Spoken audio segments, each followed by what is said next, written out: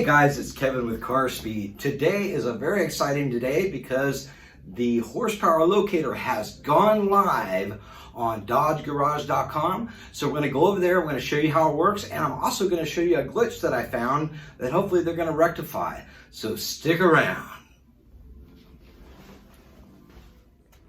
Okay, so obviously you go to dodgegarage.com, and then the very first thing that you're going to see is the horsepower locator. You go to the bottom, click on that.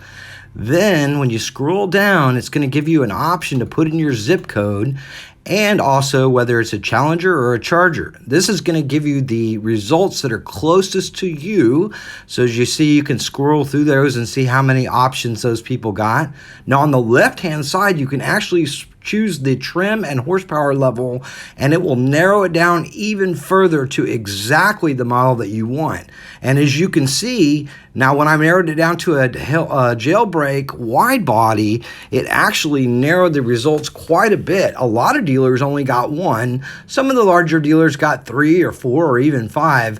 But as you can see, it is truly limited. And once you go there to that dealer, you choose a dealer, you can actually click and see what all allocations they got. And that way you can find, special edition stuff and SXTs and all that.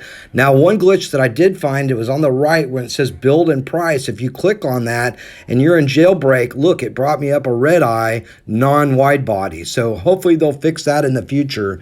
But again, this is just an opportunity for you guys to see how to use the horsepower locator and see how powerful this is to allow you to go through and find a dealer that will do it at MSRP and won't screw you on the markups.